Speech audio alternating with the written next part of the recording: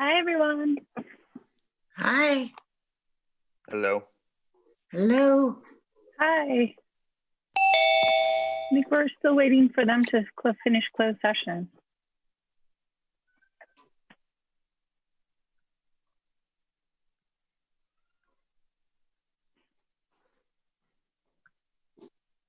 Can you guys all see the screen with the agenda? Yeah. Perfect. Okay.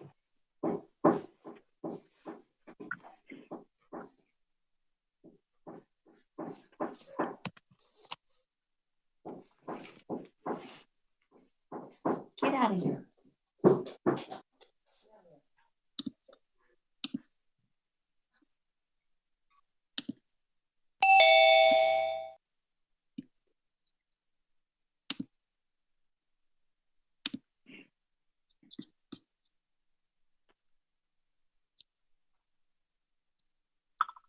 No, says Mom.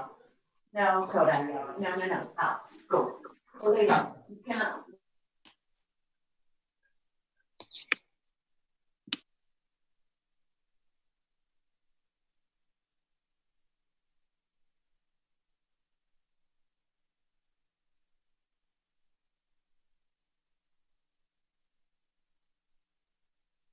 Kim, we can't hear you. Hello.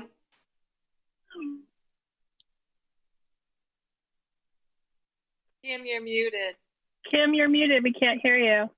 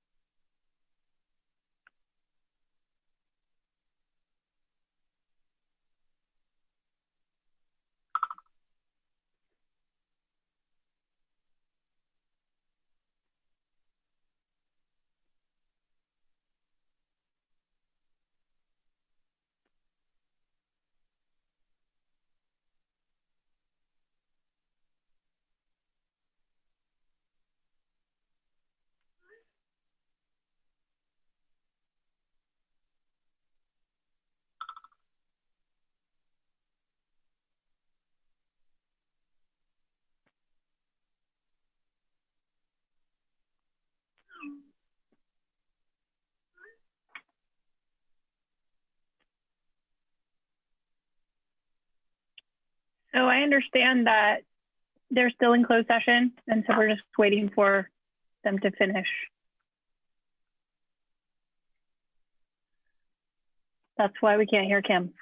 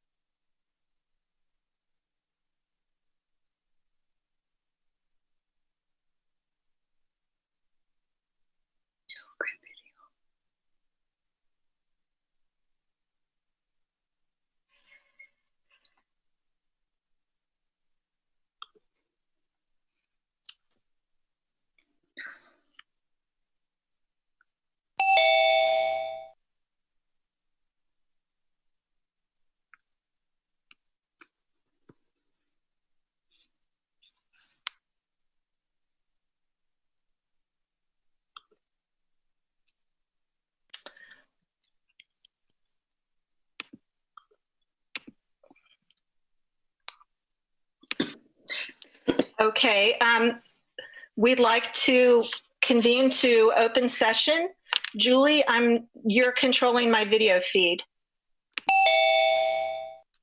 Okay, You're on now. great. All right, let's see if everybody has made it. Madam President, it says I am viewing Julie Shen's screen, and I see several people, including myself, 6 of us, but I don't see other board members, and I don't see you. You might need to, other people are just joining, and you might need to I see you now. Scroll along. I think that we're ready for a roll call. Okay. President Trutain? Here. Vice President Duran? Here. Trustee Clark? Here. Right. Trustee Doss?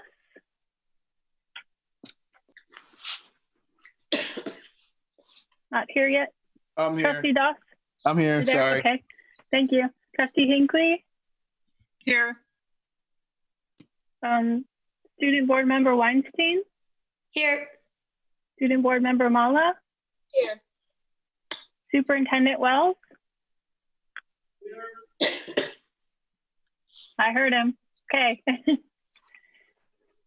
Okay, great. Thank you very much.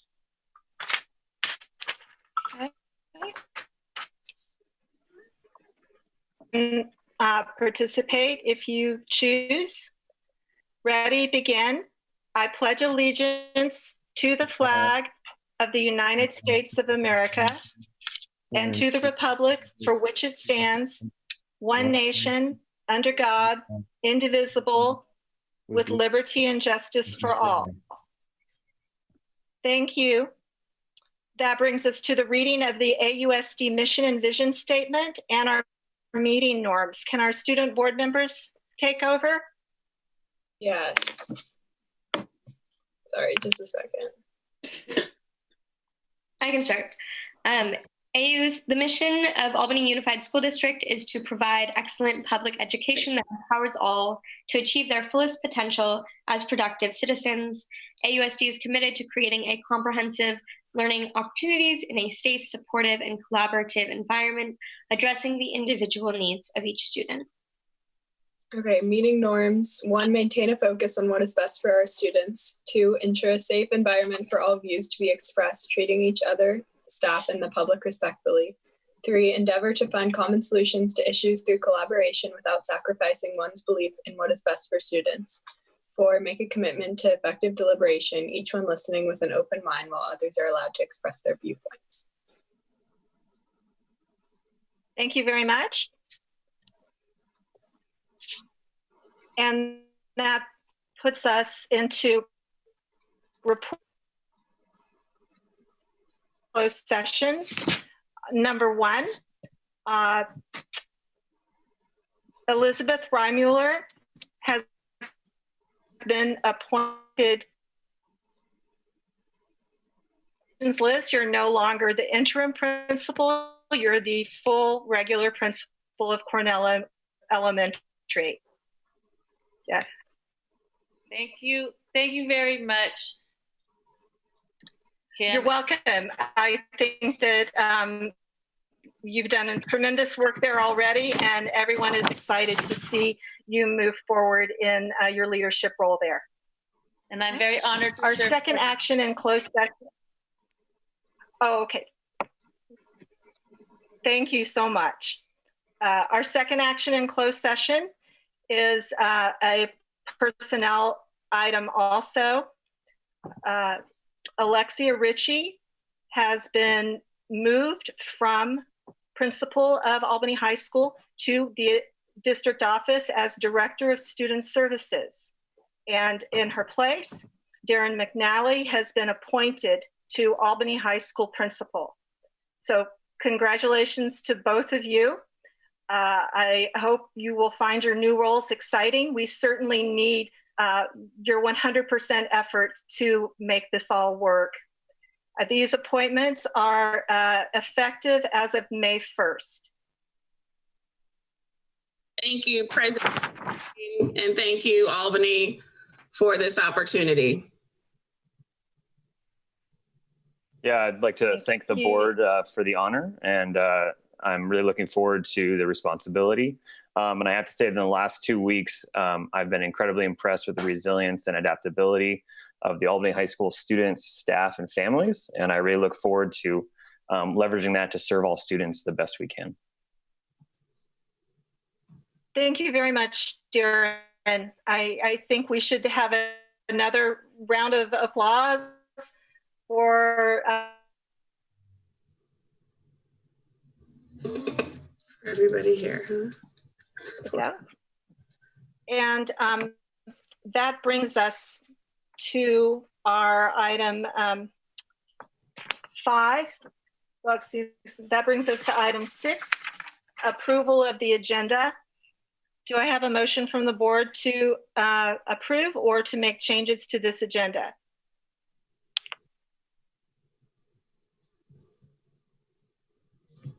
Jacob has his hand up. Oh, Jacob, yes. Hello? Jacob, go ahead. Yeah, I just had a question about 11.4, the resolution for the schools and community first. Is that actually on the ballot yet?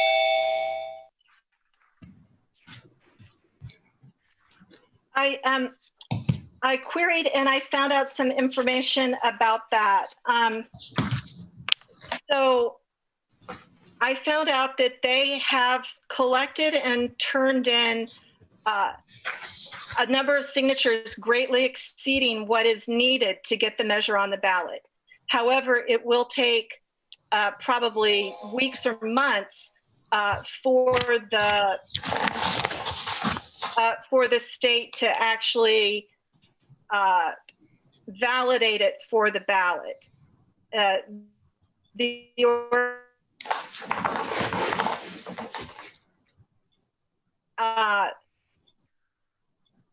In the meantime, so I think that being in the resolution that says it will be on the ballot, and so if we were to pass the resolution, we would probably need to make a change there to make it clear that we expect it to be on the ballot. Sounds good. Thank you very much.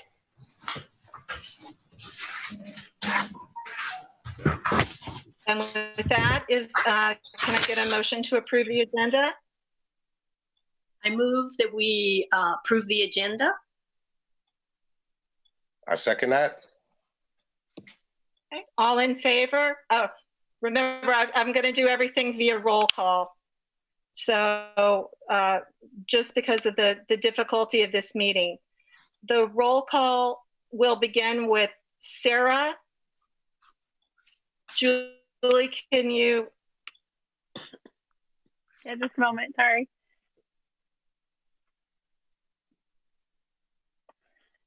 Trustee Hinckley? Yes. Trustee Doss? Yes. Trustee Clark? Yes. Vice President Duran? Yes. President Trutain?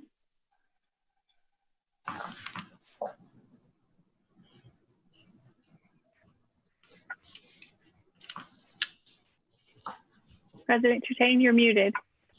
So yes, was my vote. And so the motion passes. I need to catch the student board members as well. Sorry, we missed them. Oh, I'm so sorry. Oh, my apologies. Student board member Mala? Yes. And student board member Weinstein? Yes. Thank you. Okay, thank you. The motion passes. The agenda is approved.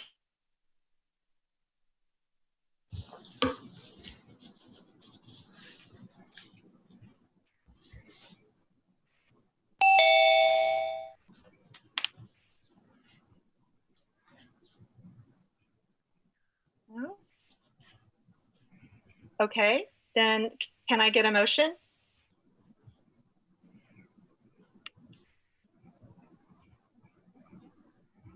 I think we might have missed something you said.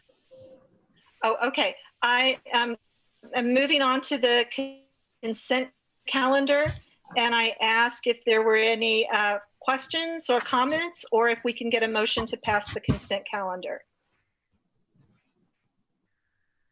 I move that we pass the consent calendar. I second that. Julie, could you take a vote, please?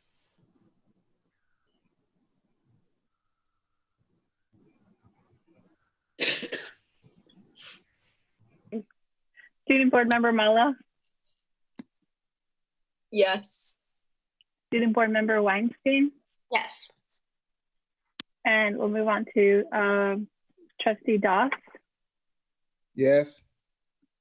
Trustee Clark, Yes. Vice President Duran, Yes. President Trutain, Yes.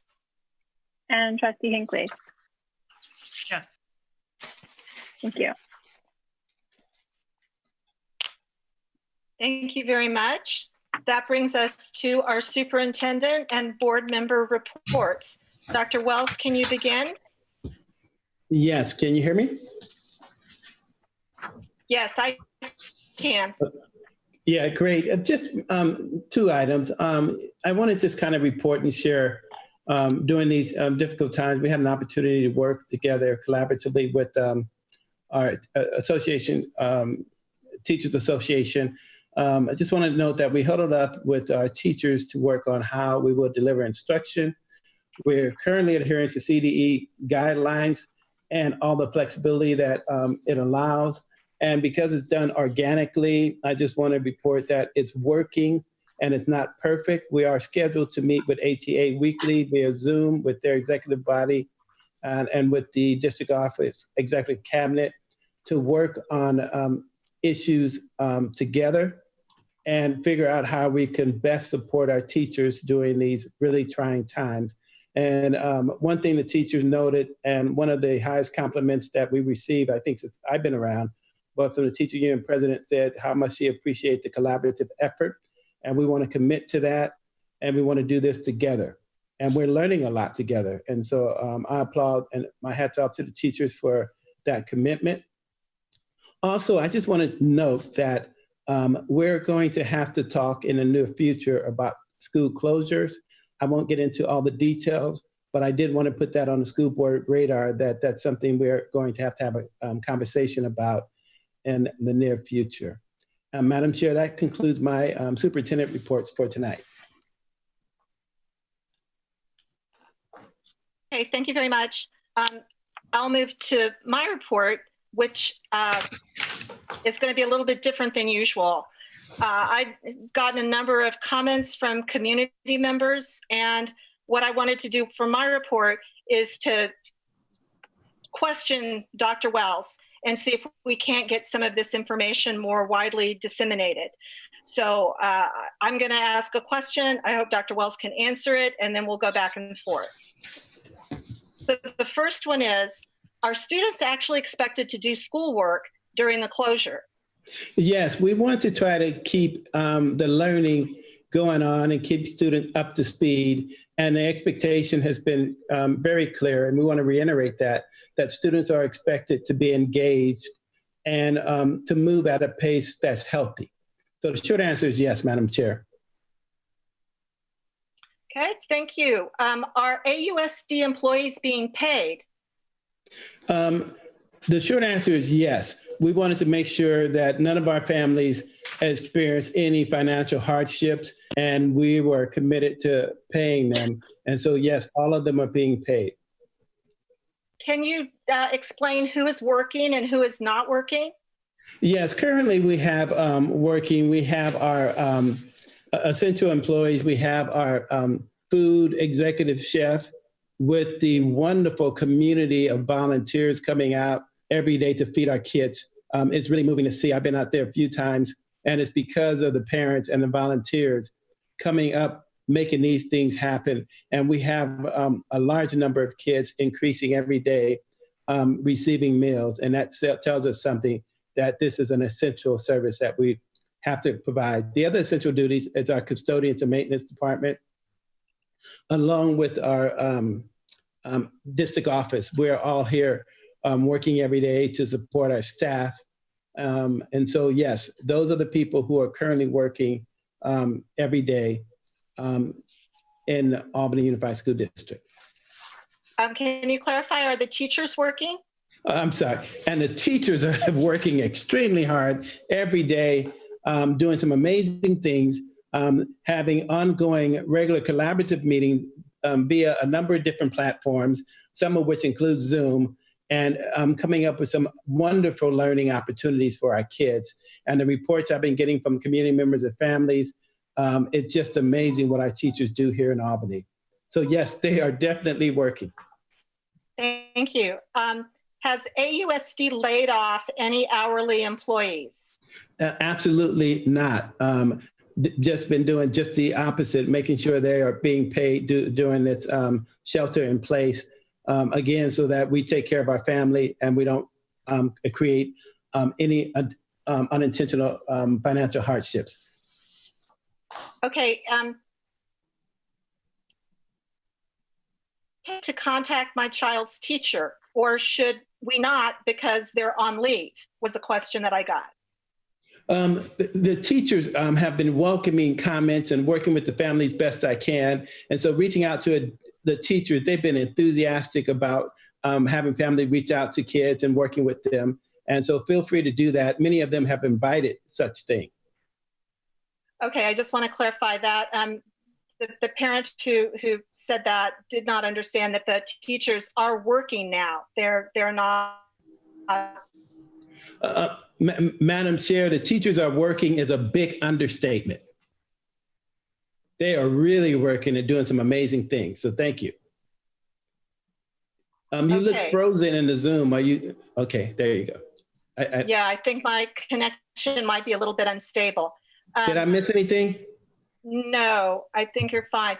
I also wanted to ask is this, as my last question in this update, the question came in, what if schools don't open on April 13th? Is the district working on a plan to continue distance learning for the long term?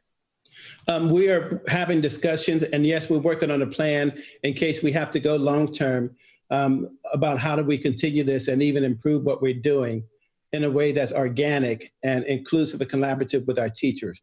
So again, the short answer is yes, absolutely.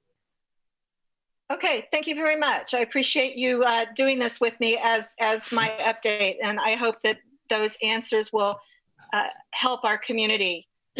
And Madam Chair, I just want to thank you for coming up with this wonderful idea, abbreviated version of a FAQ, because this is really helpful to all of our communities and our staff. So thank you for this. Great, thank you. We'll move on to a report by Vice President Duran. None tonight.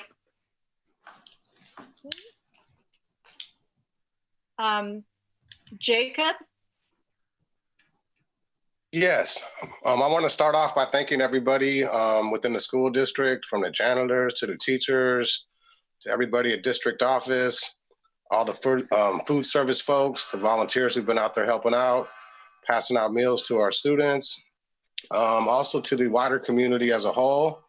I've been out a couple times and it seems like everyone's being very civil and helping out in any way they can. These are very difficult times.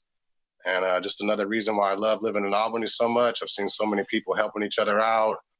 Some people on Facebook or next door offering to pick up people groceries and get medication for them. And it's just really wonderful to see all of this happening. So I wanted to give a big shout out to the whole community for coming together during these difficult times. And just one more thing I also wanted to acknowledge. I'm sure other board members might have received them as well, but I've got quite a few emails from people in the community asking us to rethink our decision as far as not having the resource specialists at the high school. So I hope that Obviously, we can't talk about it tonight, but I would like to agendize that so we can have further discussions about if we might be able to reconsider that decision. And that's my report. Thank you very much. Thank you. We move on to Board Member Doss. So just a couple of things. One, I second what Board Member Clark said. Thank you to everybody that's been working and putting themselves out there to make sure that everybody has what they need, and caring for relatives and friends and family and things like that. Also, for the teachers and what they've been doing to keep the kids engaged. Both of my daughter's teachers have been really, engaged with them and kind of helping them through, this process, and, giving them, work to do, and just supporting them, in this time. It's a difficult time for students. I liked Kim's idea, so I'm going to jump online with that, and I'm going to ask a question that I heard from the community, a couple of them. One around the additional services that students receive, such as speech and things like that. Is there a plan in place to continue those services as we move forward? Are there maybe plans in place, a Zoom video similar to this for students to be able to receive those services, or are there talks about that? And then the other question around enrollment and informing parents about so they can make decisions, especially with all the things that are happening. Excuse me, Trustee Doss, can we have one at a time, please, sir? What's the first one around services such as speech? What are we doing about that? Special ed is currently meeting to come up with a plan, and I can forward to you the plan in the immediate future about how to provide services that we can via Zoom and some other platforms that we're looking at. So they're having those kinds of discussions. I'm hoping to have that issue resolved by Friday, but I will have an update for you on that one. So that's a very good question that we're grappling with right now with the special ed department. The second one, what was your second question? The second question was just around, enrollment, kind of informing parents that have either submitted paperwork or put in requests for their students. Usually they're notified by a certain time, things like that. And then paperwork and things like that are due at a certain time. But since everything is closed, is there something in place where like those dates will be pushed back? And if so, are we going to communicate that with the community, things like that? Thank you for that question. That's a big one too. Assistant Superintendent Marie Williams and her staff has been working around the clock with that issue, and she has been immersed in those kinds of challenges, and she can provide you an update and then maybe a follow-up update later. So I'm going to turn this over to Assistant Superintendent Marie Williams. Hi there. Great questions. So as we have been getting emails from either community members or parents, we have been forwarding those on to our enrollment center coordinator, our student services coordinator. She's currently not working in the office, so she is working remotely right now and trying to process as much paperwork as she is receiving electronically. But if there are actual paper documents right now in the enrollment center, those won't be captured until at least the shelter in place is removed on April the 7th. I did receive a couple inquiries today from Dr. Wells. She was able to, Ms. Walker was able to respond to both of those today. So those two particular issues have been resolved. The other measure we put in place was on our district website on the enrollment webpage for those families who were interested in an interdistrict transfer. And now sort of that process has stalled because other districts are closed, and the first step of the process is to get released from your home district. We have posted a Google form that allows interested IDT parents to provide us with their contact information so that we can follow up with them. once our schools reopen, or as we sort of figure out how we are going to continue to enroll students during our period of school closure. Okay, thank you very much, Board Member Doss. Thank you. Board Member Hinckley, do you have a report? Well, I'd like to just say the same thanks to everyone, but I'll just say that since this whole Zoom thing is so awkward.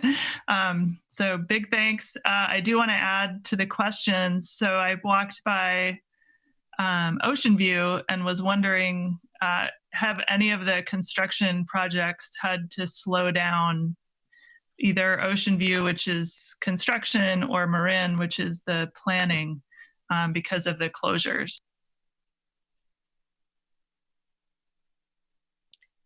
Dr. Wells or yes, Director Barrega, either one.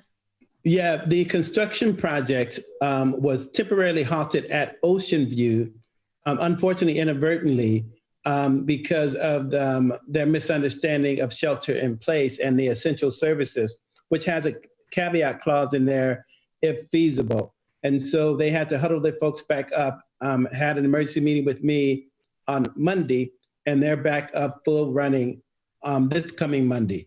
And they are committed to the deadlines that we originally set out, because that's important to us. And so there's no excuse for not making deadlines. So they're back up and running full speed this coming Monday and committing to the original deadlines. We're not adjusting deadlines. And could you address the Marin design process? Is that going forward? Yes, sorry about that, but the Marin project is going forward, and it's we're sticking to the timelines. So that's still in motion.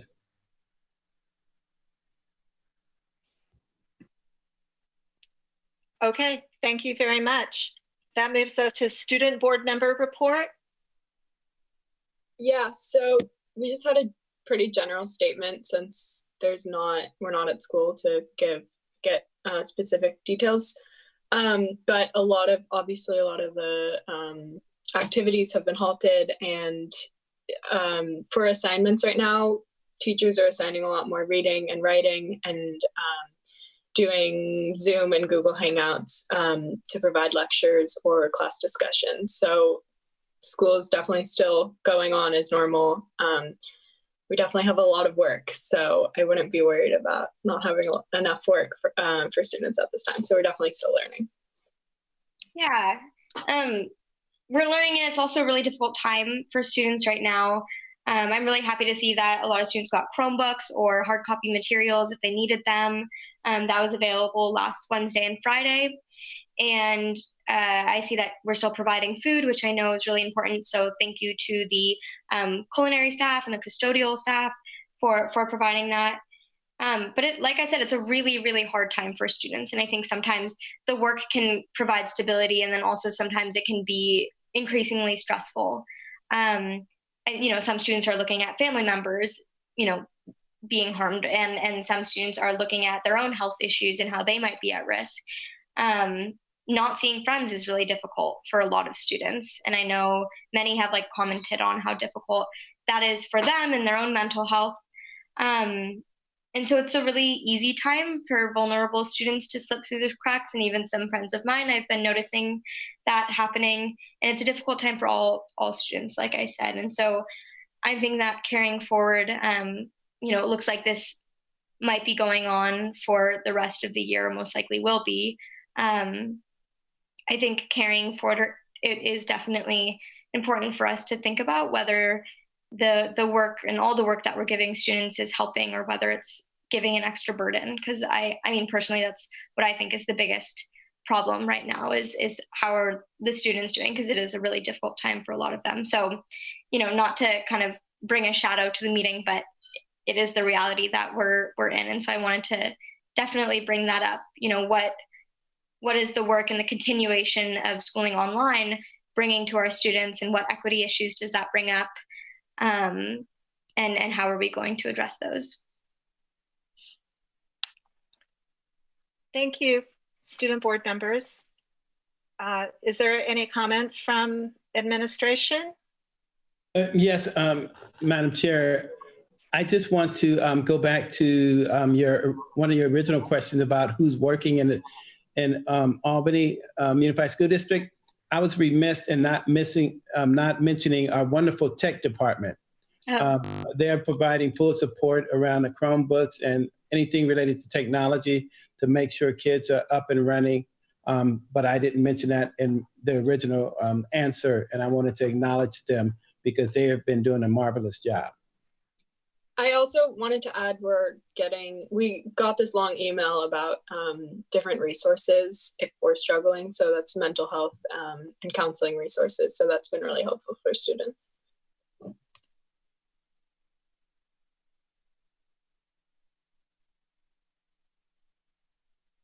Great, resources have been made available. Dr. Wells, can you comment on, do you know if the mental health counselors are also working via phone calls or video? Yeah, our teachers and our mental health workers and counselors are continuing with their caseload, and they're very proactive in reaching out to not only folks who are on their caseload, but schools have rallied and huddled around identifying some of our most vulnerable kids and reaching out to them intentionally and keeping a communication log and just letting them know that we're here for you. Anything we can do, ranging from Chromebooks to help with work, or just someone there to talk to for a moment and to encourage them and to lift them up during these challenging times and letting them know it's going to be okay and that we're all in this together. And Albany has really done a tremendous job with making that a priority. And so I'm pleased to report that we're very active with our mental health department and our counseling department at reaching out to kids and identifying kids, especially making sure we do it with an equity lens of those kids who were identified that we want to double check on a regular basis. And you know what, Madam Chair, we also have Alexia here, and she can share with you some of the things that they're doing at the high school. That may add to some of my general comments, but she may have something specific that I think you would appreciate. So Alexia, feel free to comment. I saw you there, so I thought I might as well utilize your services. I can't hear you. Can't hear you.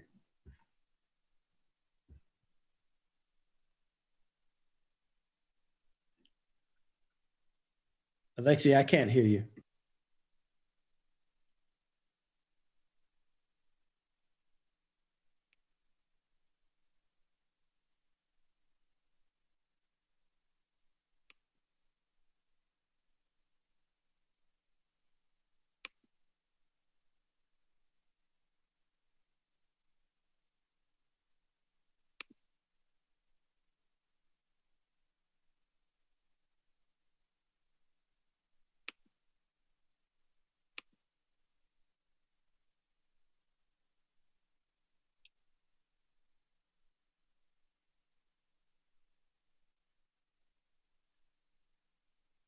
Are we able to hear Alexia?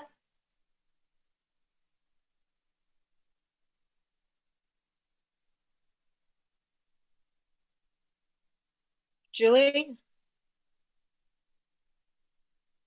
No, I can't hear her. It doesn't look like she's muted, but I can't hear her. There's something on her end. Okay.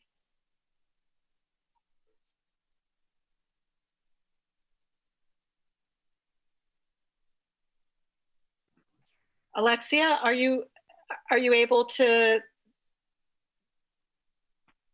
hear us?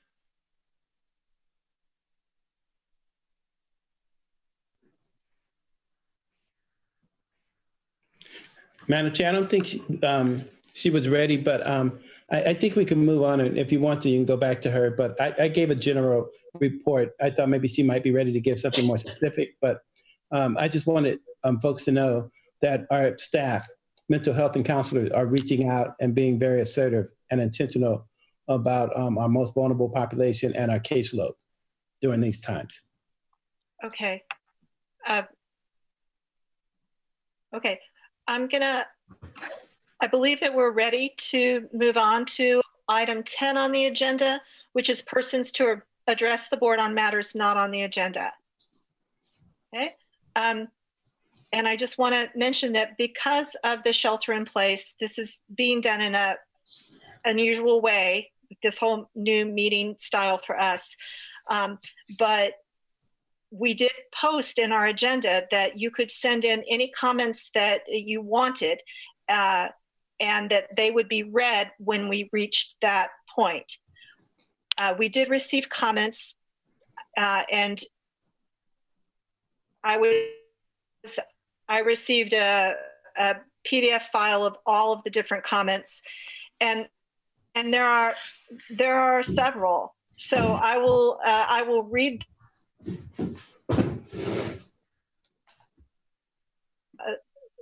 a member of the public asked to be read into the record, and it is so lengthy that I am not sure that I can read that into the record in the 3 minutes per speaker that's allowed. But I'll do as much of it as I can. I am not going to give names along with these comments because it's not required that you give your name if you're speaking at the podium on matters not on the agenda. But I'll tell you when I move to the next one. So the first one is the COVID-19 crisis presents a monumental challenge for families in Albany. We must rise to this challenge. I have spoken to families in Oakland and other cities whose schools appear to be much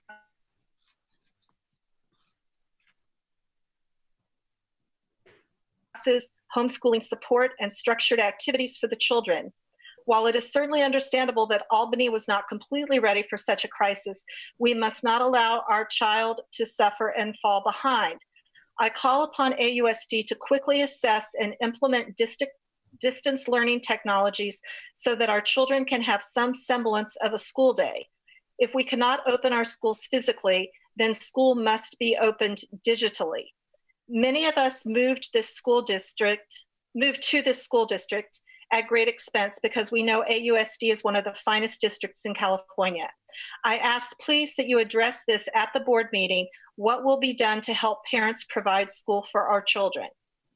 Okay. That was the first public comment for matters not on the agenda. Here is the second. I'm writing to request updated information regarding the 2020 preschool enrollment timeline, which is being impacted by the AUSD closure.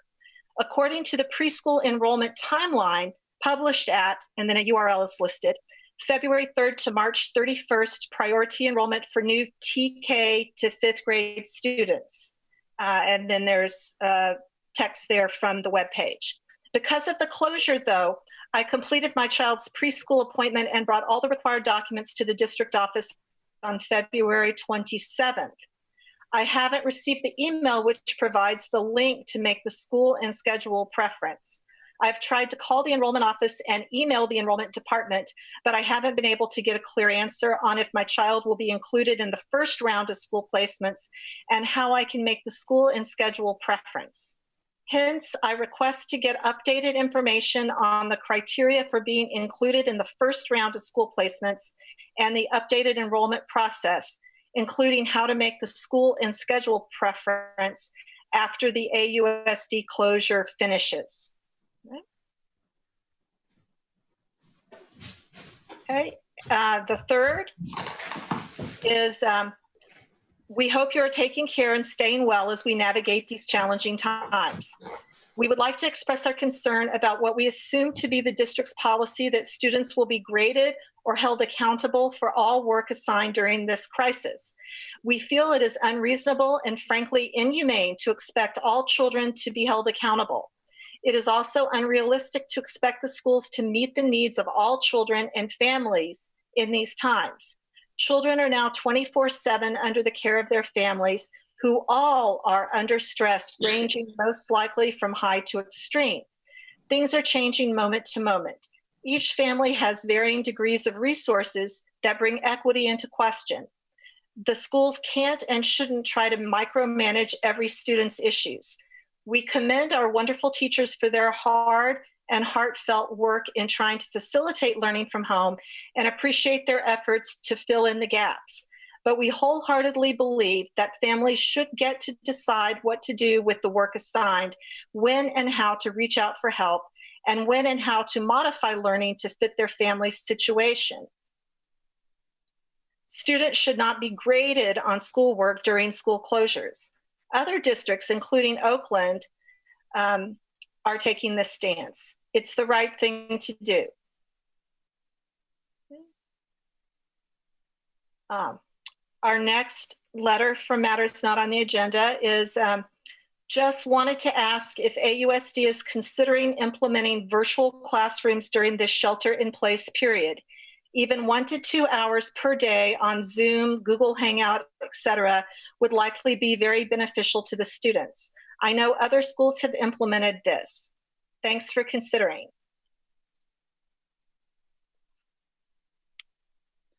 Next, we have, I'm a mother of a 10th grade student who is in many resource labs at AHS.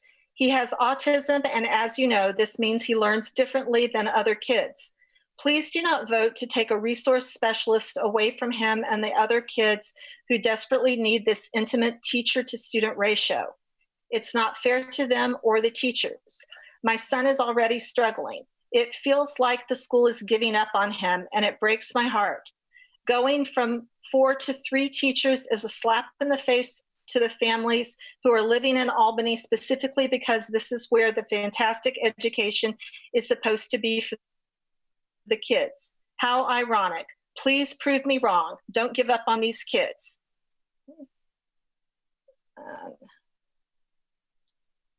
Our next comment is, what is the district office and board policy on how children, staff, and parents let the district know that they have tested positive for coronavirus? If there is a confirmed case, how will the public be notified? How are each of the sites being disinfected?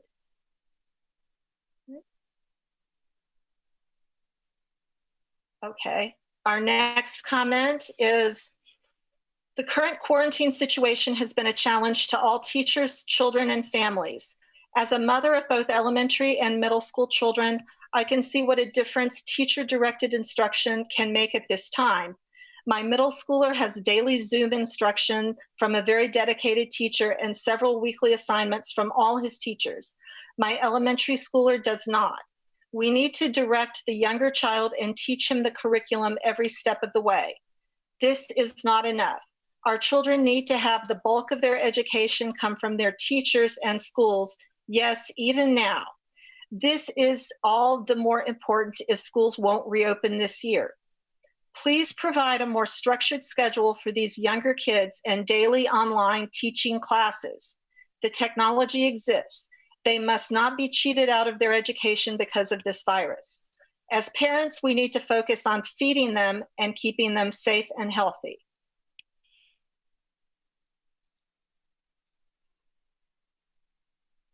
Okay. The next is the lengthy letter that I mentioned previously. And I hope that one of you will break in and stop me when we're at the 3-minute mark. This is from the United States Department of Education from March 21st, 2020. It's the supplemental fact sheet addressing the risk of COVID-19 in preschool, elementary, and secondary schools while serving children with disabilities. We recognize that educational institutions are straining to address the challenges of this national emergency. We also know that educators and parents are striving to provide a sense of normalcy while seeking ways to ensure that all students have access to meaningful educational opportunities even under these difficult circumstances. No one wants to have learning come to a halt across America due to the COVID-19 outbreak, and the U.S. Department of Education does not want to stand in the way of good faith efforts to educate students online. The department stands ready to offer guidance, technical assistance, and information on any available flexibility within the confines of the law to ensure that all students, including students with disabilities, continue receiving excellent education during this difficult time.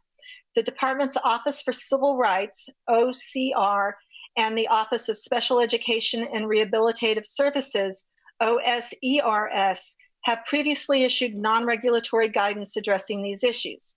At the outset, OCR and OSERS must address a serious misunderstanding that has recently circulated within the educational community. As school districts nationwide take necessary steps to protect the health and safety of their students, many are moving to virtual or online education, distance instruction. Some educators, however, have been reluctant to provide any distance instruction because they believe that federal disability law presents insurmountable barriers to remote education. This is simply not true.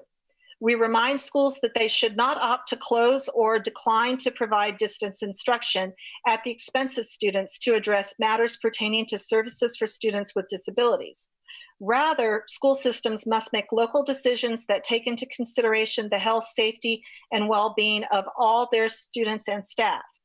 To be clear, ensuring compliance with the Individuals with Disability Education Act, IDEA, Section 504 of the Rehabilitation Act, and Title II of the Americans with Disability Act should not prevent any school from offering educational programs through distance instruction.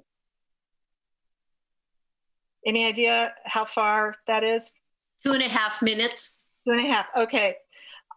School districts must provide a free and appropriate public education, FAPE, consistent with the needs to protect the health and safety of students with disabilities and those individuals providing education, specialized instruction, and related service to these students. In this unique and ever-changing environment, OCR and OSERS recognize that these exceptional circumstances may affect how all educational and related services and supports are provided, and the department will offer flexibility when possible. 3 minutes. However, okay, I want to assure the people who sent in this long brief from the United States Department of Education that it will be included in full in the minutes of this meeting. Okay? Excuse me, Julie, would it be possible for you to read the final one that we got right before the 1 minute before the cutoff? Absolutely. Just one moment and I'll pull that up.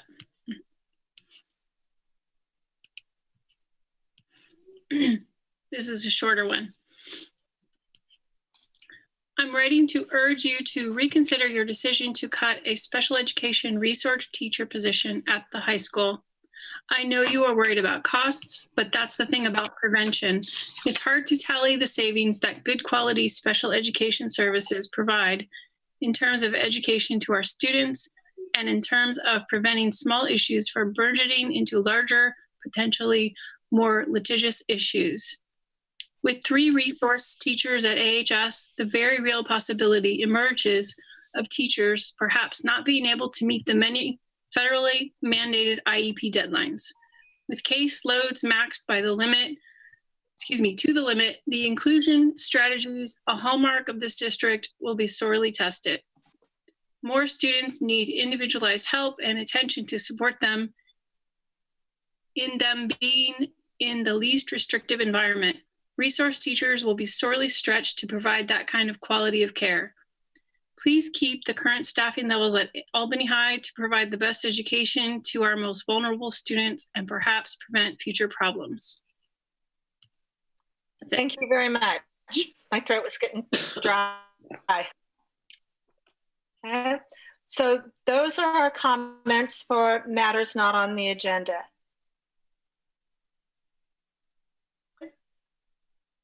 Review and action. 11-1, Resolution 20. Census and Census Week in Albany.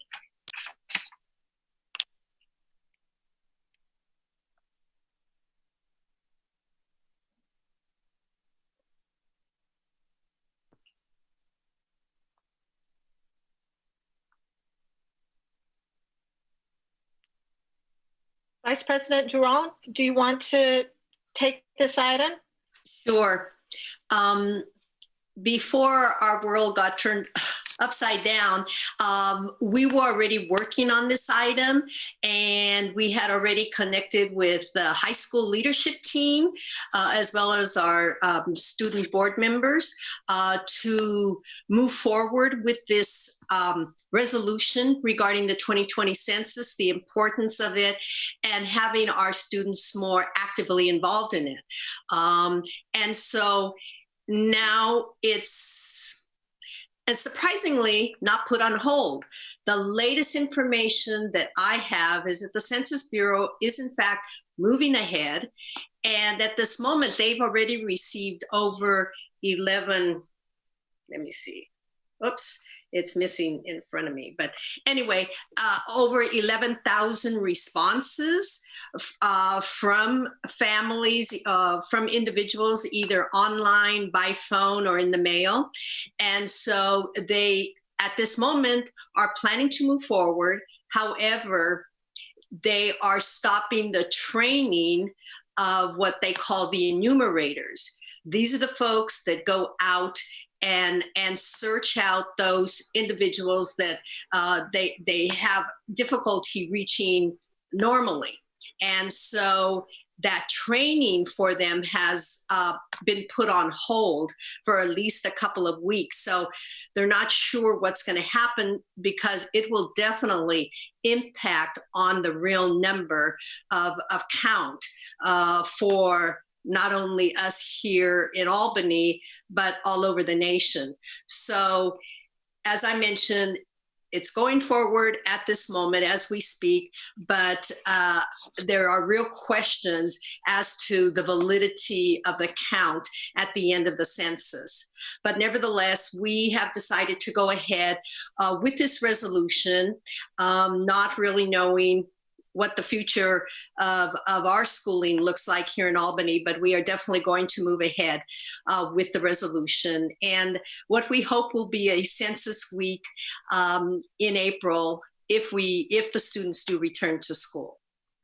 And there's also, of course, the possibility that educational materials can be provided to students from TK all the way through high school online. And so that's something that the student trustee members, as well as Ms. Trutain and I will work with Marie Williams in order to see that this is material that is sent out to all the teachers who can use it according to the way they see best fit for their students.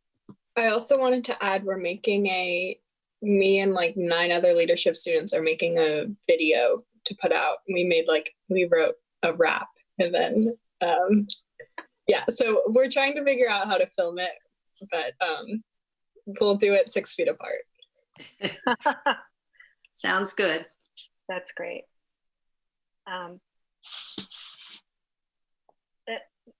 Normally, we try to read our resolutions before we vote on them. I'm not sure how the board feels about that, or Vice President Durand, do you? Sure, we could take turns. We could go through it, read it aloud so that the public can also hear it. I'm happy to read it. I think it's important information, and I think as long as the board is willing, I think that would be great. I'm happy to read it. Go for it then. Yeah. Right. When you I'll help you out, Brian. Albany can help you out. Okay. Albany Schools District Board of Education.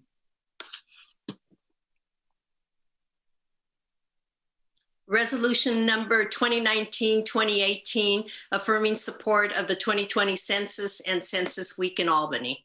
Whereas the decennial census takes place every 10 years in order to count the residents of each state and help identify where to allocate over $675 billion in federal funds to states. And whereas the 2020 census will determine the number of representatives California has in the U.S. House of Representatives and the number of votes we have in the Electoral College.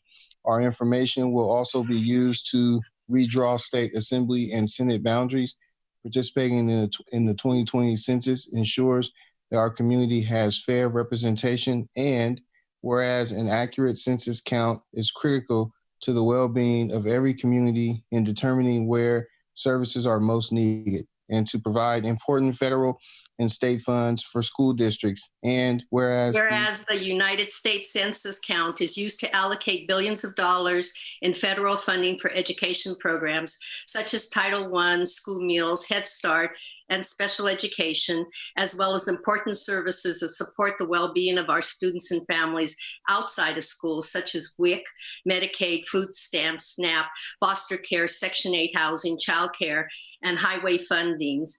And whereas 1 million children across the country were undercounted in Census 2010, and whereas it is vital for all local superintendents, principals, teachers, and parent organizations to relay the importance of the census to families and community members to ensure everyone is counted, therefore maximizing political representation and funding appropriations within our school district and county.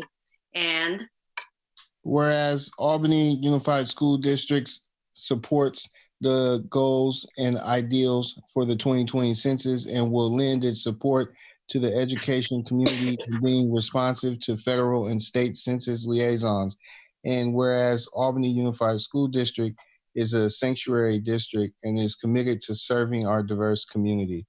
Now, therefore, be it resolved that Albany Unified School District recognizes the long-term positive effects of an accurate and complete census count for garnering much needed resources for our state, and to ensure that every Albany student and family is counted in the 2020 census. And be it further resolved that the Albany Unified School District invites schools to dedicate the week of April 13th through April 17th, 2020 as Census and School Week to help reinforce participation in the census.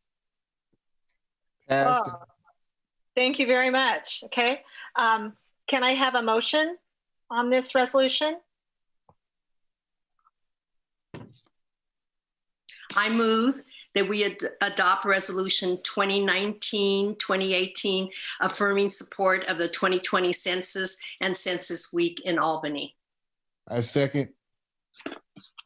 Excellent. May we have a roll call vote, please? Student Board Member Mala? Aye. Student Board Member Weinstein? Aye. Trustee Clark? Aye. Vice President Duran? Yes. President Trutain? Aye. Trustee Hinckley? Aye. Trustee Doss? Aye. The resolution passes unanimously. Thank you very much. And I hope that we are able to get some education out in at all levels, elementary and secondary, on the census. And I hope that we will also have an opportunity to see the wrap that the AHS kids have created. I'm available if you guys need any additional artists to perform during this time. That's great. Thank you. That moves us to review and action item 11-2, the financial year 2018-19 bond measure B&E financial and performance audit reports. CBO Kim, can you take over this item? Sure, thank you. See, Julie, could you put up the backup, please, first? So this item is TUCSEP 2018-19 bond measure B&E financial and performance audit report. So we have 3 bond measures, B 2016 and E 2016 and 8 2008. And this includes 3 of those reports and include both financials and performance audit. And I will share the presentation materials here. See.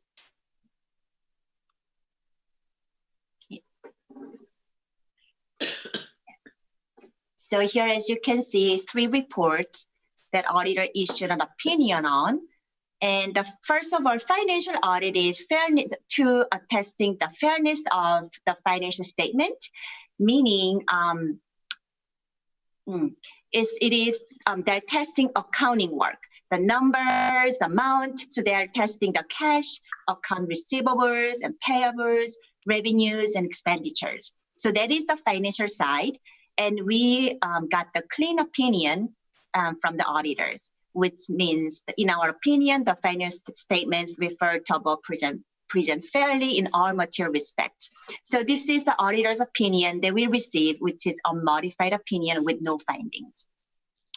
And when we move to performance audit is assessment of the performance and the management of our bond program.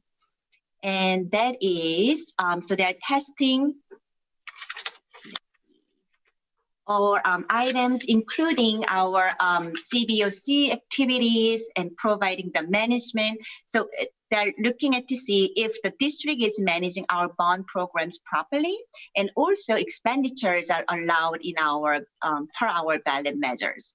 So those are the testings, also including internal control for the bond programs as well.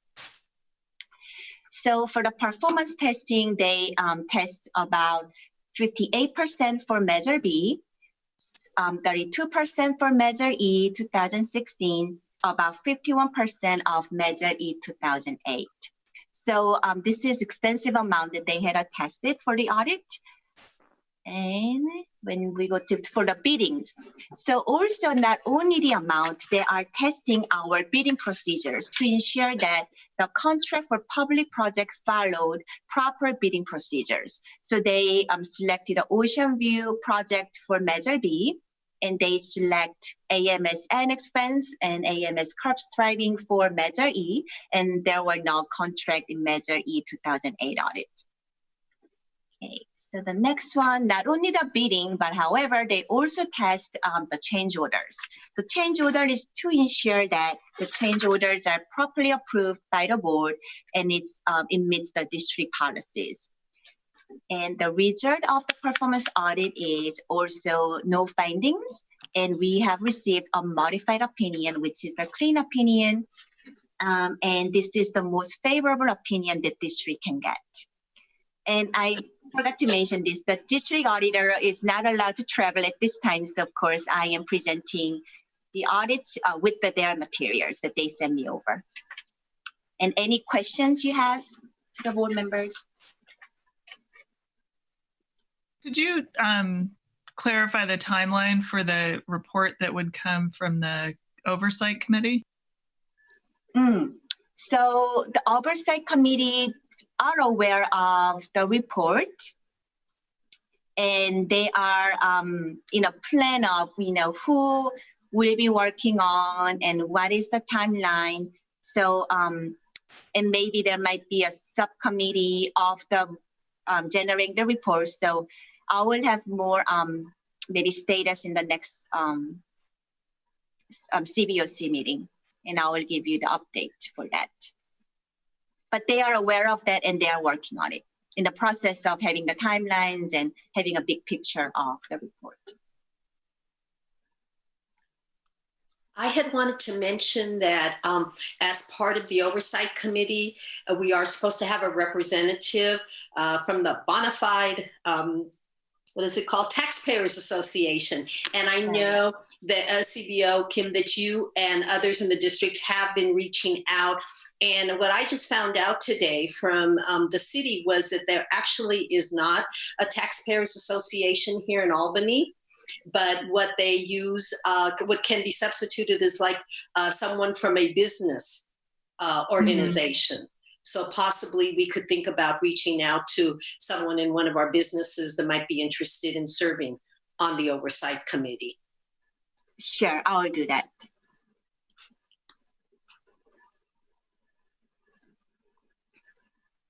Okay, are there any other board questions on the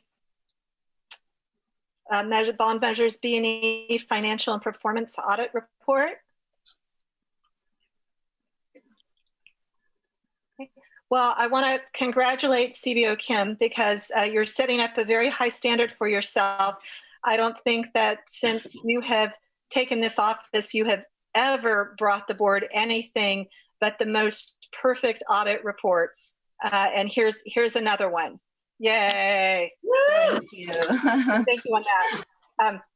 I do have a question. This audit report is about how the bond money has been spent so far, but I just wanted to say that I'm certain that the board would like to get an idea of whether our spending is on track to finish the construction projects that we have planned. Could you mention that? Sure. The items that we usually bring it to the board, or all the items we bring it to the board, is in the budget, because when we prepare the board backup, we make sure that this is in the budget and this is what it is planned to do. And there is contingency that we can use. So if there's any project going over, for example, the fence project went over than what we expected at the beginning because we knew that we have to have a higher fence. So those items, we use the contingency money, which is also included in the budget. So far we are on the target and meeting in the budget. However, I am going to do some reconciliations and board update for the budget. So then I'll share that we are on target and meeting our budget amount. So that's something I can do in few weeks. Thank you very much. Sure, no problem. But it's going to be, so AMS Annex is almost done with even upgrading those theater rooms, the performance center. So those information will be included now. AHS, we are still making upgrade, right, for the technology. So those information might not be all in yet. So there might be some changes. It's not really the final report, but I can give you some mid-time report for that. Great. Thank you very much for that, CBO Kim. Board, can I have a motion on these bond audit reports? I move that we accept the 2018-2019 Bond Measure B and E financial and performance audit reports. I second. Okay. The mission says that she can see us all very well and that she doesn't feel that we need to rely on a roll call vote for everything. So on her end, the Zoom meeting is working quite well. So because of that, I'll simply ask all in favor, say aye. Aye. Aye. Aye. Any opposed? Any abstentions? So the measure passes unanimously. We have accepted the Bond Measure B and E Financial Performance Audit Report. Thank you. Thank you. That brings us to our agenda item 11, Bray for independent education evaluation.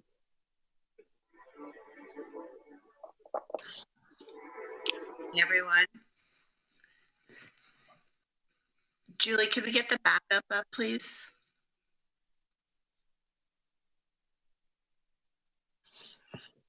Thank you. So this is a review and action item for a master contract between Albany Unified School District and Evo Libri, which is a non-public agency. This request for an individual education evaluation came from a Office of Administrative Hearing that was that took place before my tenure, and based on the decision by the mediator, this individual education evaluation was required to meet the settlement. And so because it is a non-public agency and not an independent contractor, I have to do a master contract with the company to do the individual education evaluation.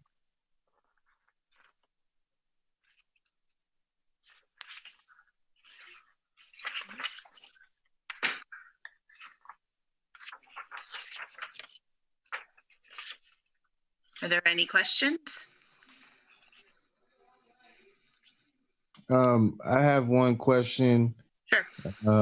You don't have to get into a lot of detail. I'm just wondering how this is different, or is this like a service that we don't provide, or?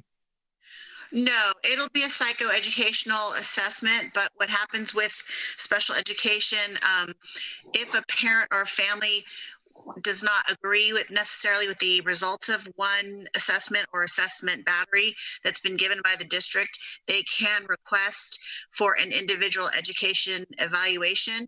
This one is a little bit different in that it was part of a settlement, and so the Office of Administrative Hearings decided that we would provide this evaluation for this particular student, and so we are required to follow through with it.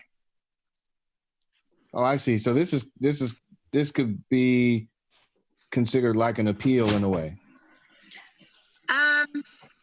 Sort of. Like, well, there was a sort of a disagreement with what services were being provided, how services were being provided, and results from assessments. And so therefore, when it came to mediation, this was decided by the mediator that in order to be able to compromise and come to some sort of resolution, this was part of the agreement to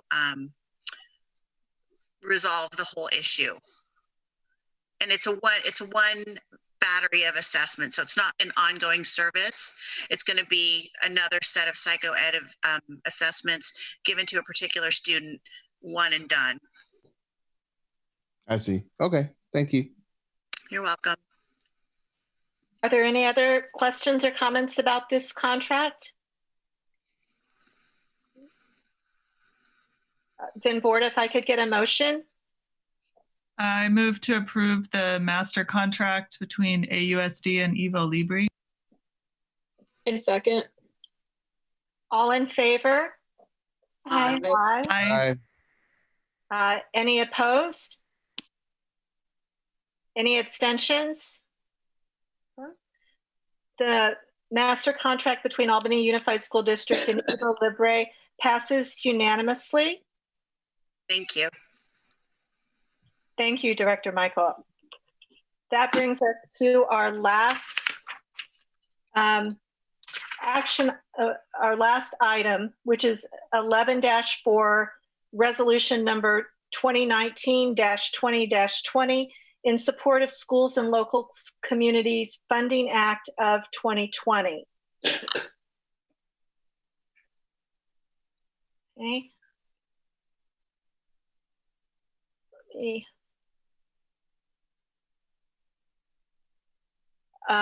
I prepared this backup with the help of Board Member Hinckley.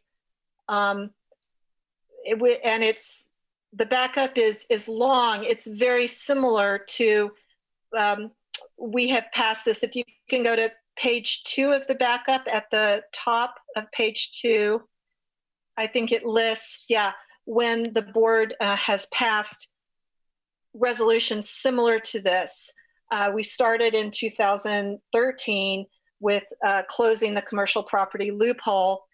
And then we also passed another resolution in 2018 for the California Schools and Local Communities Funding Act. Since then, the act has been slightly modified to increase protections for small businesses.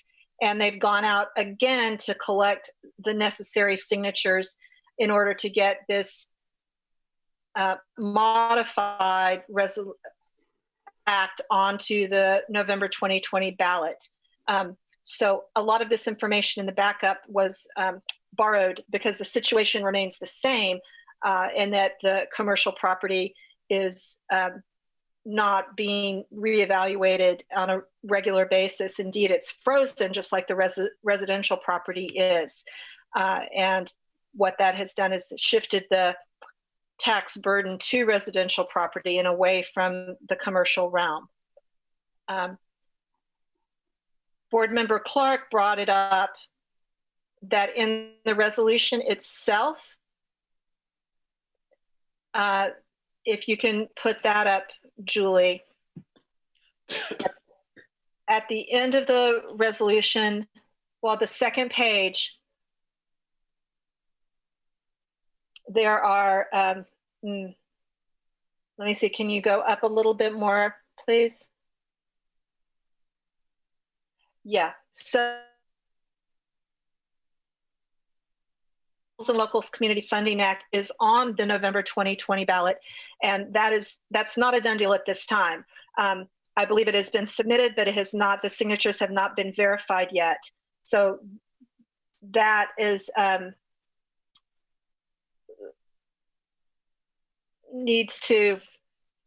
need to be changed.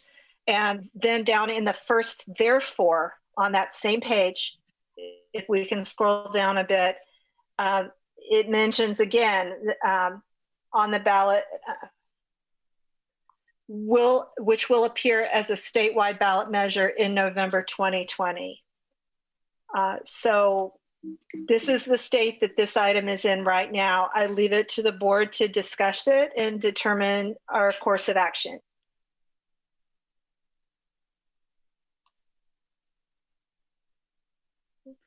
Is there any reason for us to think that the signatures won't be verified and that we won't, get what we need in order for this to?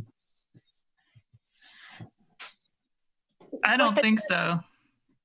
I mean, they've gotten well out of their sort of margin of safety in order to get on the ballot. I don't think there's a reason to expect that it won't be. I do think the first wording at the top of the second page where it says is on the November 2020 ballot, we could say is expected to be on the November 2020 ballot. I think we could leave the other statement as it is. I feel confident saying it will be on the ballot. The organizers have also said if this one hadn't gotten enough signatures, then they were going to leave the other one on the ballot. So either way, there would be one of these measures on the November 2020 ballot because the first one had already gotten enough signatures. Could we also, as an alternative for both of them, just insert maybe, the top being whereas the School and Local Community Funding Act may be on the November 2020 ballot, and then the bottom one, be it resolved, the district endorses the Funding Act of 2020, which may appear. I like that. That's better than likely. My only thought is that in the therefore be it resolved, we could simply end it after first Funding Act of 2020.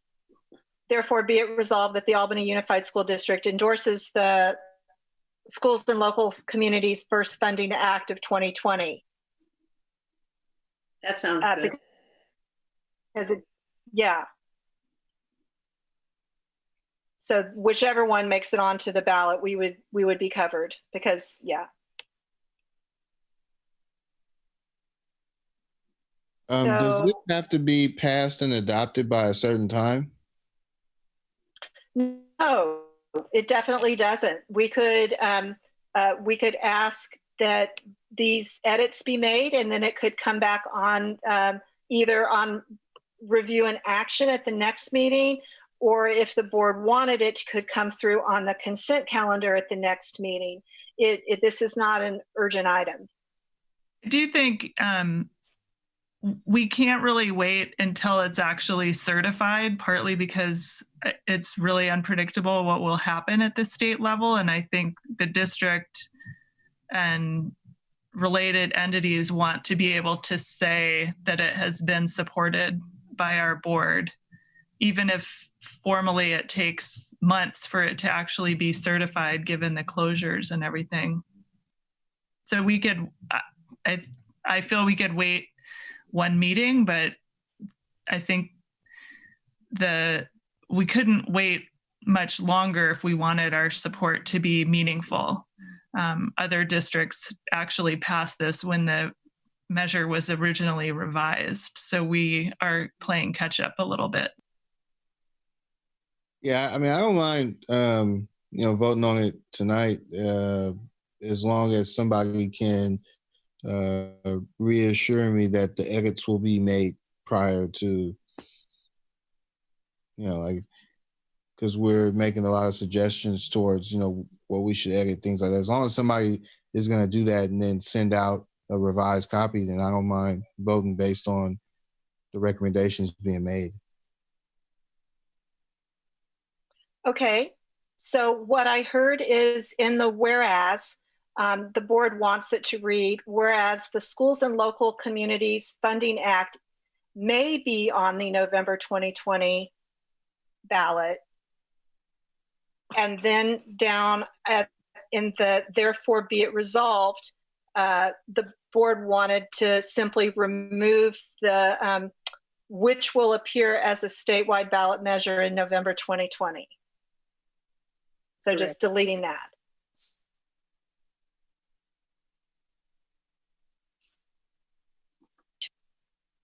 And I'm sure, Julie, you're comfortable with those? Yes, I have the notes. I've been taking minutes, so I can make those changes for you. Okay, so then it's up to the board. Actually, I would like to hear from Board Member Clark. Are you comfortable with this with edits, or what's your view, Jacob? Yeah, I'm completely fine with the edits. I just didn't want us to pass a resolution saying something was already on the ballot when it's not quite on the ballot yet. Yeah, we should be accurate. I agree with you. Okay, so with those edits that we have detailed, is there a motion? Yeah, I'll make a motion for us to pass resolution 2019-2020 with the changes in support of Schools and Local Communities First Funding Act of 2020, also known as Schools and Communities First. I second that. All in favor? Aye. Aye. Aye. Opposed? Any abstentions?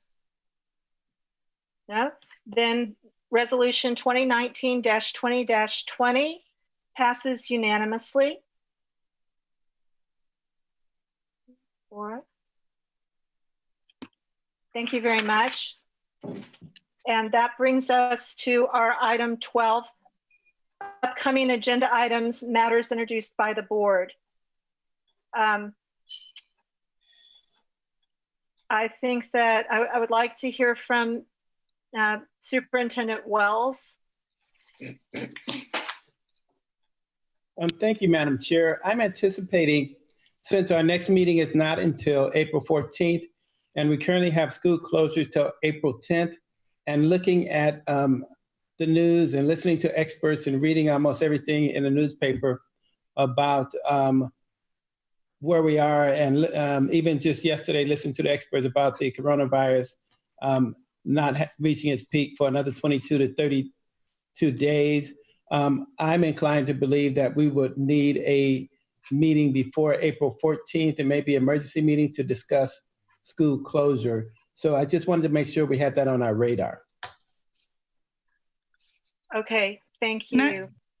Can I make an addendum to that? So a lot of boards, Berkeley had a special meeting last week specifically to discuss how the district was responding to the virus and the closures. They had a 45-minute presentation about what teachers were doing, concerns that have been raised at the beginning of this meeting about grading and stress and student welfare. It sounds like from some of the parent letters that there is some, unevenness about what's clarity about expectations and what teachers are providing. So I'd like to propose that we have a special meeting. It could be an hour for the board to be engaged specifically around how the district is responding to the closure. I believe if we have it after this week, we'll know much better how long we're actually going to be closed.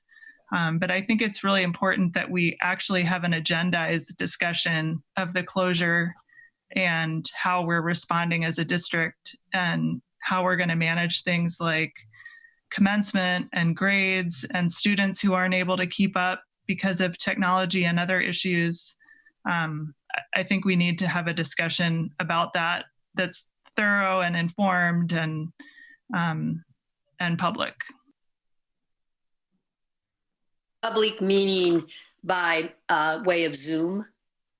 I just mean not a closed emergency meeting, which I could see might be necessary for a decision about the actual implementation of a longer closure. But I think our discussion of how this is impacting students and teachers and staff and the rest of the semester needs to be something the public can observe and hopefully engage in if we're able to figure that out. I had a comment.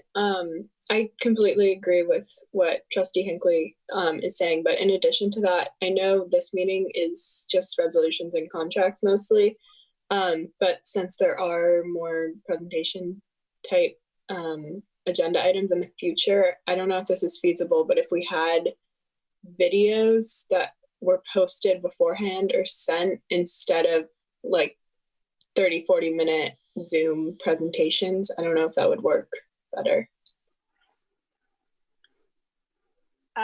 I'm sorry, Student Board Member Malak, can you explain that a little bit more? I'm not sure what you're meaning. Yeah, so I just mean, since I know we took off a lot of agenda items for this meeting because of this format, so if it's harder to have agenda items that are presentations on the Zoom format, if they were recorded before. Oh, I see what you're saying. And then posted to the public and we can all view it before and then come in with our questions. I don't know if that's feasible, but that's just an idea I had. I see. I think that's an excellent idea. I want to have Superintendent Wells or maybe Assistant Superintendent Williams speak to the special meeting idea. I also want to keep in mind that we are on spring break for the 3rd through the 10th. And so I think that might affect the scheduling. My request for the meeting is, it's clear to me that we will not be ready to go and have school by April 13th. So my focus was laser-like on just that issue and addressing the need to extend it. In addition to that, I think it's a good idea to inform folks on a regular basis of what we're doing. But I think how we would do that, I would want to make sure we're inclusive and collaborative, working with both our unions, all three of them, especially ATA, and making sure they have a role at the table in some of the ways in which we are rolling this out and how it may look different from school to school and even within a school building. So giving more information is something I applaud and in favor of. But I think something more imminent is going to be extending, this is me talking, extending the closure. So that was my primary focus. So that's my thinking here. Assistant Superintendent Williams on the educational side will have lots to share with you. Assistant Superintendent Williams, are you there? Sure, yes. I don't know if you want me to share it all with you right now, but I would say that we are meeting with our principals bi-weekly and are beginning to sort of get into the weeds of what distance learning might look like for an extended period of time. So as you recall, our initial period of closure was 3 weeks. We were anticipating a spring break, and then we were hoping that we would get back to school. We are finding now that that is less and less likely going to be a possibility. And so our conversations have sort of turned to how do we take sort of this 3-week experiment, sort of this 3-week plan, which was sort of short term, and then turn that into sort of a longer term plan that might extend through the end of the school year if you are to sort of believe the governor's speculation about when we might expect to get back to school. So I say that to say, I think that sort of the idea around having a conversation about some of the questions that were raised at the front of the end of the meeting are a good idea. And I think this is sort of very much a work in progress for us as we are now sort of trying to think through what school looks like when we get back, when we sort of end this first phase of closure and prepare to launch into a second phase. So I don't know how much of that detail will be sort of ironed out and ready and prepped for, let's say, a meeting on the 14th, but we certainly are moving in that direction daily. And would be happy to provide any information as we have it to you all to continue that conversation.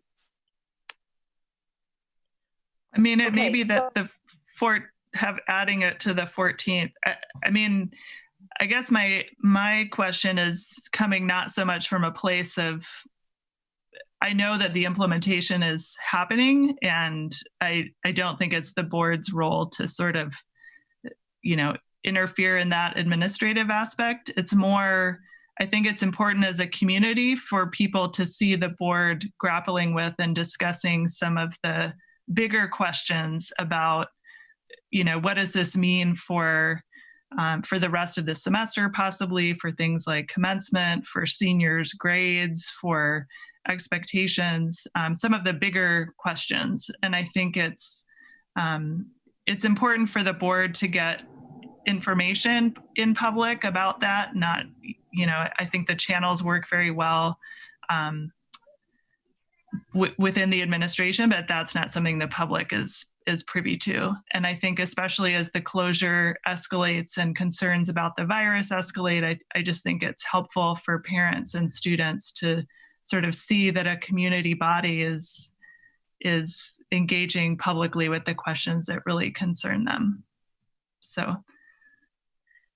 Yeah, in addition to that, I think there are a lot of student-specific questions. So whoever's working on this, I would love to keep in touch and address some specific questions. Okay, my view on this is what it comes down to is a timing issue.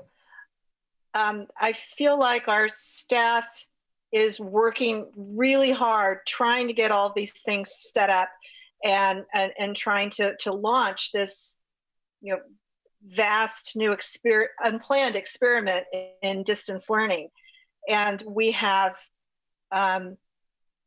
one Tuesday next week, so that would be the 31st. And then I believe the next week is spring break.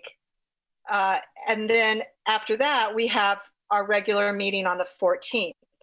So what I'm trying to query staff on is, I'm not sure that they would feel comfortable having the sort of meeting that you're describing, Sarah, in a week.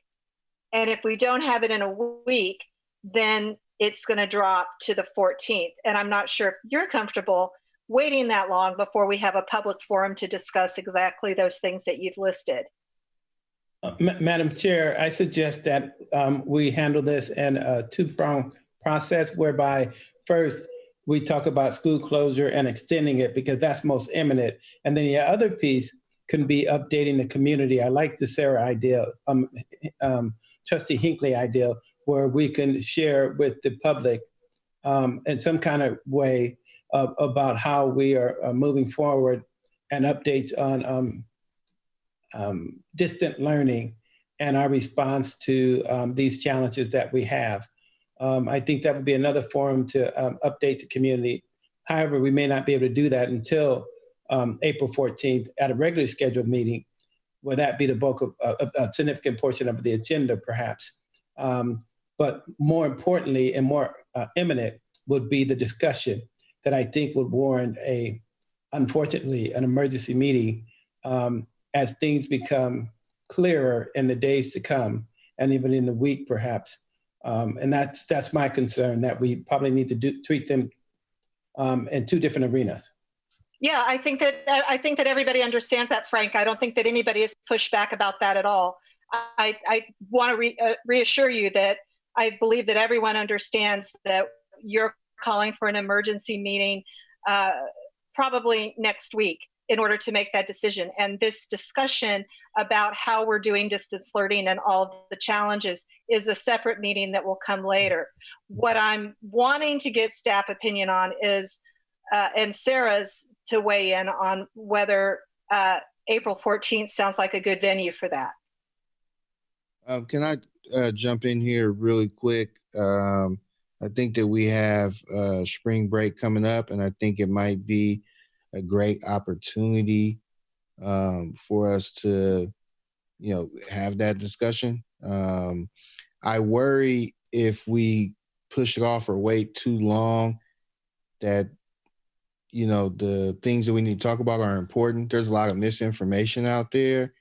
And then if we're talking about students and, like the access to learning and things like that, I wouldn't want to wait too long, because we got to get a handle on it and get in front of it, because the longer we wait on that, the more that, students are missing. And then also there's a lot of misinformation out there. I think it would be great to kind of have that forum and kind of bring everything in and have the discussion. And I don't think that everything has to be perfect. I think the community just wants an opportunity to have the discussion and ask those questions. And so. I Thank think you, Brian. Thank you. I think we need to give an opportunity for the teaching staff to work with the assistant superintendent so that the ideas are are well developed, hopefully. I'm thinking of like the April 14th, where we could really focus the major portion of that meeting to looking at the curriculum, and certainly prior to that to have an emergency meeting. But that one, maybe it would give everybody time, from people in the community to the district office staff to the teaching staff, to really start looking at what that future down the road might look like if schools are closed through June, and what would graduation and the grades, how they would roll out, everything, so that there's not a lot of time between now and April 14th because of the spring break happening. And I'm sure that the teachers don't want to feel that they need to participate in something during that week. Nobody really does, right? Everybody needs a break. So I would, recommend that we just have be on the standby for an emergency meeting, possibly hope, next week if it has to be next week.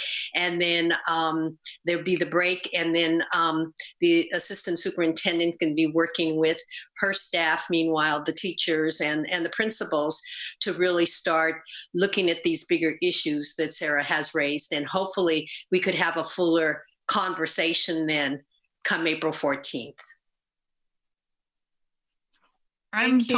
I'm fine with doing it on the 14th. And I think by then we may know, there's a big difference between closing for 3 weeks and closing for 8 weeks or 12 weeks or 14 weeks or whatever is left. So I think it's fine to do that. One thing I wanted to add as a separate point is I think at some point we have to figure out how we're going to keep our budget process, our other committees and so forth rolling if we're the LCAP discussions, for example, if we're stuck in our houses for the next 3 months. So I think that's just another, not an agenda item maybe, but I think there's only so long we can continue to sort of punt big issues from our board meetings and our committees before we fall too far behind. Something else that I'd like to agree is if we're thinking of having this meeting on the 14th, I would imagine that that would give us enough time to reach out to some community members and students and teachers, which someone had brought up, which I think is really important. Because I know that a lot of people have very specific questions. And like Audrey was saying, there's a lot of, students who are thinking, what's going to happen to my grades, or like what's going to happen to graduation or prom or whatever it is. And then obviously there's kind of some more pressing issues that maybe parents and students and teachers would bring up, as well as other community members. So I'm hoping that if we are going to do this on the 14th, that it would give us some time to kind of collect that feedback so that it could inform our decisions. And I'm wondering what kind of feedback collection we think would be possible, or if there's right now really an avenue for people to be asking those questions, just because there's obviously a lot of questions out there, and I think people don't quite know how or where to get that information. Okay, yeah, I think that we are working on the technology side of it to see if we can include the public in these Zoom meetings. I know that that's being worked on now, and there should be a lot of progress on that in the next couple of weeks. So yeah, it sounds like to me that in general there's a consensus that we could entertain this at the April 14th regular meeting, and that prior to that, even as soon as next week, we're likely to have an emergency meeting called.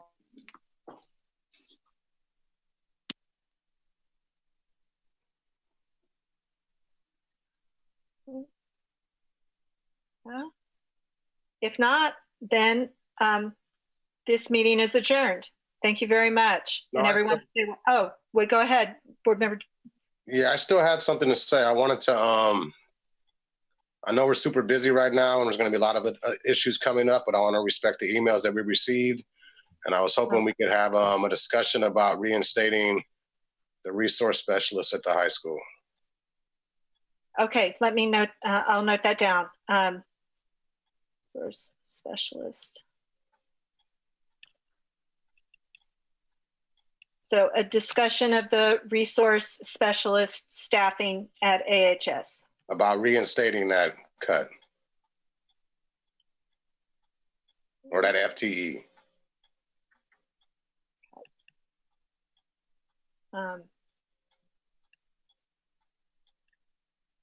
Okay, that's noted.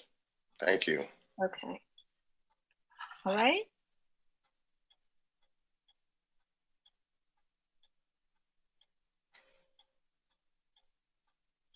Adjourned.